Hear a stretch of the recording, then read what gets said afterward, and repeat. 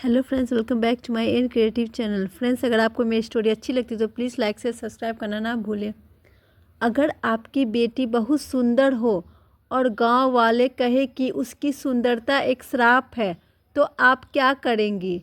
गुजरात के एक छोटे से गांव में ये सवाल हर माँ के लिए एक डरावना सच था, क्योंकि वहाँ खूबसूरत होना मौत से भी बड़ा अभिशाप माना जाता था।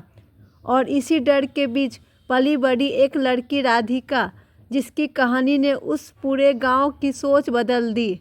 गुजरात के सुदूर कोने में बसा था एक छोटा सा गांव मोहनपुर। यह गांव अपनी हरियाली, अपनी शांति और अपनी अनोखी मानवताओं के लिए जाना जाता था। लेकिन मोहनपुर में एक ऐसी बात थी जो हर बाहरी इंसान को चौंका देती थी। यहाँ खूबसूरत होना खासकर लड़कियों के लिए एक अपशगुन माना जाता था। कहा जाता था कि खूबसूरत लड़कियां गांव पर मुसीबत लाती है। उनकी सुंदरता को एक श्राप समझा जाता था। इसलिए गांव की हर माँ अपनी बेटी को सुंदर होने से बचाती थी। चेहरों पर राख मली जाती, बालों को बेहतरीन रखा जाता, और अगर कोई लड़की फिर भी सुंदर दिखती तो उसे गांव की सीमा से बाहर एक मंदिर में छोड़ दिया जाता था। उस मंदिर को लोग श्राप का मंदिर कहते थे। इसी गांव में रहती थी राधिका, एक ऐसी लड़की जिसकी आंखों तारे की तरह चमकती थी। उसका चेहरा ऐसा जैसे चांद की किरणों ने उसे गढ़ा हो। लेकिन राधिका की माँ सावित्री हर दिन डर में जीती थी। वह राधिका को घर से बाहर नहीं निकलने देती, उसका चेहरा ढककर रखती, क्योंकि सावित्री जानती थी कि अगर गांव वालों ने राधिका की सुंदरता देख ली तो उसका क्या होगा। राधिका, जो सिर्फ 16 साल की थी, ये सब समझती थी, लेकिन उसके दिल में एक सवाल बार बार उठता, क्या सुंदर होना वाकई गलत है? राधिका को चुपके से चित्रकारी का शौक था।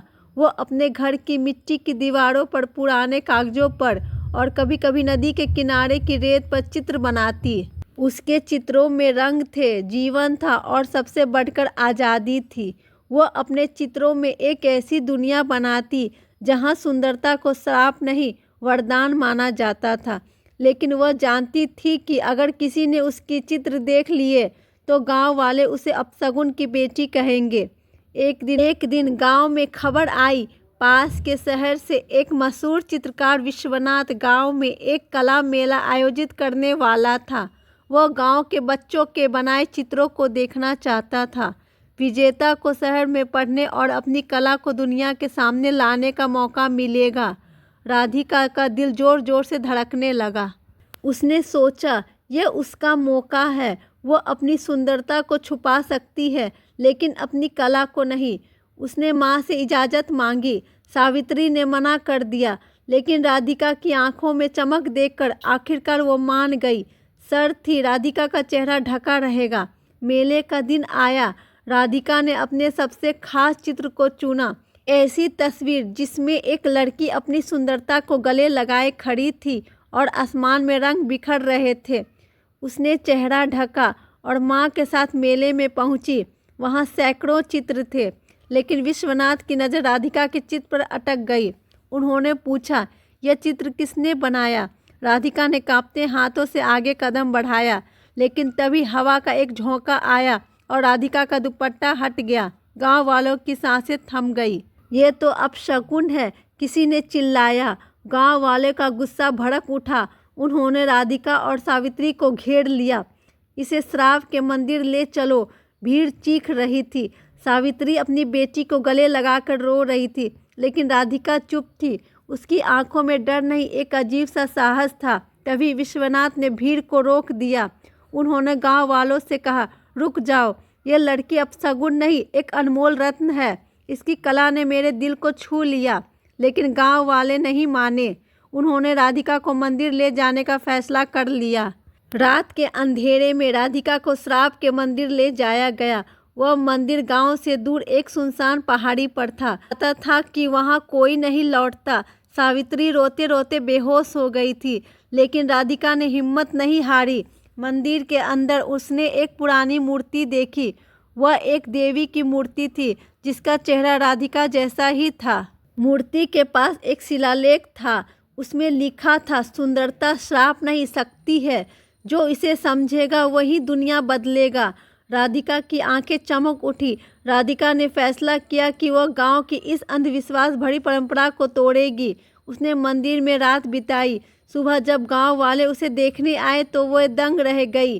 राधिका वहां खड़ी थी, बिना किसी डर के। उसने कहा, मैंने देवी का संदेश पढ़ा है। मेरी सुंदरता मेरा श्राप नहीं, मेरा गर्व है, और मैं इसे दुनिया के सामने लेकर जाऊंगी। गांव वालों में खामोशी छा गई। कुछ लोग उसकी बात से सहमत हुए, लेकिन कुछ अब भी उसे अपशगुन मानते थे। विश्वनाथ ने राधिका को शहर ले जाने का फैसला किया। उन्होंने सावित्री से वादा किया कि राधिका की कला को दुनिया देखेगी। राधिका ने माँ को गले लगाया और कहा, माँ, मैं लौटूंगी, लेकिन तब जब यह गांव मेरी सुंदरता को अपशगुन नहीं, गर्व मानेगा। शहर में राधिका की कला ने सबको मंत्रमुग्ध कर दिया। उसके चित्रों ने न सिर्फ पुरस्कार जीते बल्कि लोगों के दिलों में जगह बनाई। उसने अपनी हर तस्वीर में मोहनपुर की कहानी डाली और धीरे धीरे मोहनपुर की कहानी दुनिया तक पहुंची। साल बाद राधिका मोहनपुर लौटी। अब वह सिर्फ राधिका नहीं, एक मशहूर चित्रकार थी। अब बदला हुआ श्राप का मंदिर अब एक कला स्कूल बन चुका था। गांव की लड़कियां अब अपनी सुंदरता को छुपाती नहीं थी। राधिका ने देखा, गांव वाले ने उसकी तस्वीर को मंदिर में देवी की मूर्ति के पास रखा था। सावित्री ने अपनी बेटी को गले लगाया और कहा, तूने गांव का श्राप तोड़ दिया। राधिका मुस्कुराई। उसने कहा, नहीं माँ, मैंने सिर्फ सच को सामने लाया। लेकिन राधिका की कहानी यहीं खत्म नहीं होती। मोहनपुर में आज भी लोग उस मंदिर की मूर्ति को देखने आते हैं। कुछ कहते हैं वह मूर्ति रात में चमकती है, कुछ कहते हैं वह राधिका की आत्मा है जो हर लड़की को उसकी शक्ति याद दिलाती है। और राधिका, वो आज भी अपनी कला के जरिए दुनिया को बता रही थी कि सुंदरता कोई श्राप नहीं, एक वरदान है। तो बताओ, क्या तुमने कभी अपनी सुंदरता को गले लगाया है? क्या तुमने कभी अपने सच को दुनिया के सामने लाने की हिम्मत की है? शायद राधिका की कहानी तुम में भी एक नई कहानी शुरू करो। राधिका ने सिर्फ अपनी कहानी नहीं बदली, उसने एक पूरी पीढ़ी की सोच बदल दी। क्योंकि जब एक लड़की अपनी ताकत को पहचान लेती है तो समाज की सबसे गहरी दीवारें भी गिर जाती है। अगर ये कहानी आपके दिल को छू